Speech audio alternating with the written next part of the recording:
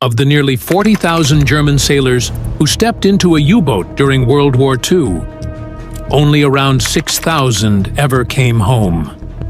The rest lost to the depths of the Atlantic, crushed, drowned, burned, or left drifting in silence. Germany's underwater fleet didn't just hunt Allied ships, they became hunted themselves. Behind every successful strike was a crew that lived in suffocating, deadly conditions where every dive could be their last. So how did one of the most feared naval forces in the war become one of its most doomed? The truth lies below the surface, in cold steel corridors, leaking pipes, and pressure that could tear you apart in a heartbeat. This is the terrifying story of why 91% of U-boat crews never made it back. Also, consider subscribing for history's darkest hours. Before the world had even seen its first global war, Germany was already dreaming of war beneath the waves. But those early dreams looked more like death traps than war machines. In 1850, an ambitious engineer named Wilhelm Bauer designed what he believed would be the future of naval warfare, a primitive submarine prototype built more on imagination than viable engineering. It sank almost immediately on its test run. Bauer and his crew somehow survived, but the concept remained just that, an idea waiting for the world to catch up.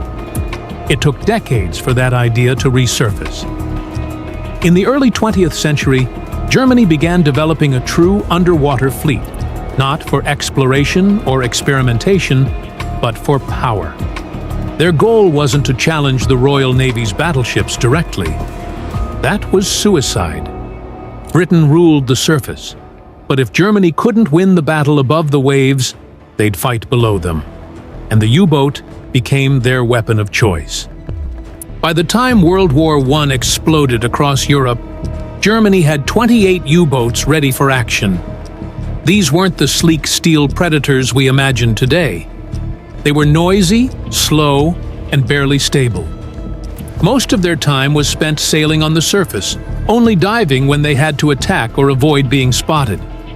Diesel engines charged bulky batteries above water, which then powered weak electric motors once submerged.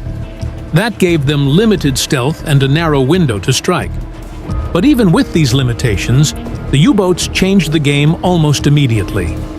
In September 1914, U-9 attacked 3 British cruisers in under an hour, sinking all 3 and killing over 1,400 sailors.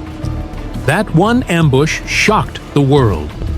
Suddenly, naval commanders had to rewrite the rulebook. The enemy could strike from nowhere, without warning, and vanish into the ocean. At first, German U-boats followed what were known as prize rules, a set of gentlemen's guidelines from another era. They'd surface, stop a merchant vessel, allow the crew to escape, and then sink it. But that courtesy disappeared quickly.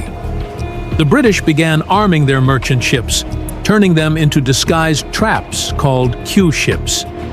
U-boats would approach what looked like an easy target, only to be torn apart by hidden guns. Once that line was crossed, Germany abandoned the idea of fairness. Civilians, merchant ships, hospital vessels, nothing was off limits. The term unrestricted submarine warfare was born, and it was brutal. Germany's U-boat campaign in World War I left behind a trail of destruction and fear. Over 5,000 ships were sunk. But when the war ended, so did the program, at least on paper.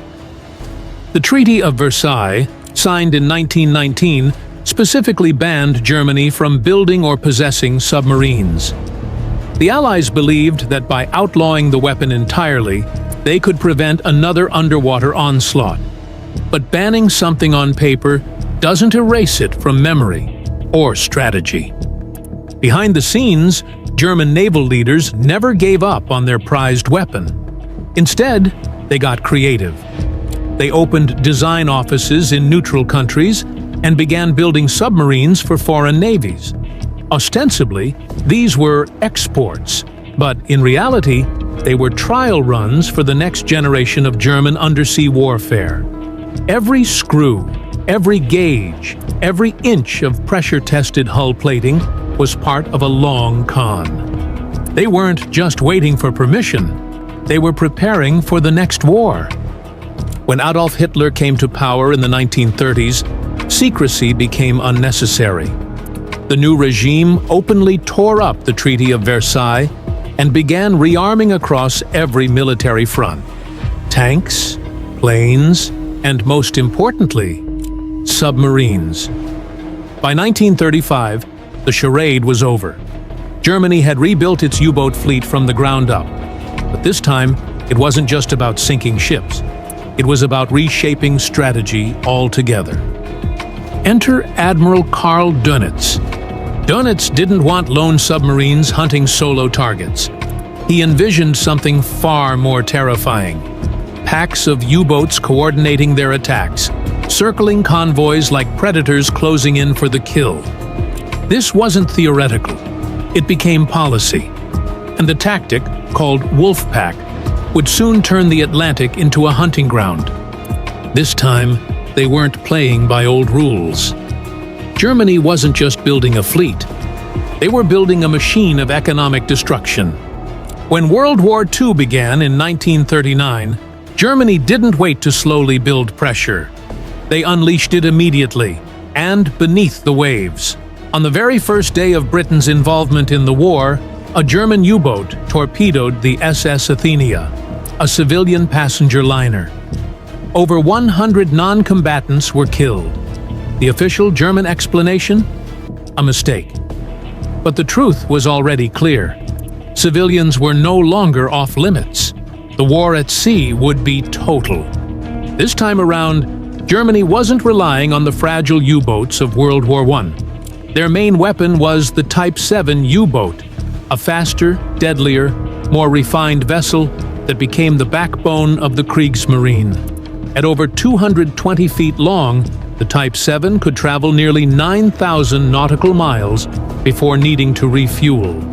Its theoretical dive limit was 750 feet, far deeper than Allied depth charges were calibrated for. But in reality, most dives stayed in the 300 to 500-foot range. That was enough to escape, and enough to collapse under pressure if things went wrong. These boats weren't designed for ship-to-ship warfare. Their entire purpose was to sever Britain's supply lines. Every freighter, every tanker, every troop ship became a target. No engagement was random. It was all part of a strategy to starve the island into surrender, without ever setting foot on it. Dönitz's Wolfpack strategy made that threat even more potent. Rather than lone submarines acting independently, groups of U-boats coordinated attacks across wide stretches of ocean. They would lurk during the day, track convoys from a distance, then move in under cover of darkness to strike from multiple angles. This made it almost impossible for escorts to protect every ship. They were outnumbered, surrounded, and caught in chaos. Convoys that once offered protection now became floating bait balls, and the wolves were circling. One successful torpedo didn't just mean a sunken ship. It meant thousands of tons of cargo gone, soldiers drowned, and critical resources lost to the sea. Sometimes it meant more. If the target was a troop carrier or a fuel tanker, it could set back entire military operations. Germany's U-boats were now not only effective, they were everywhere.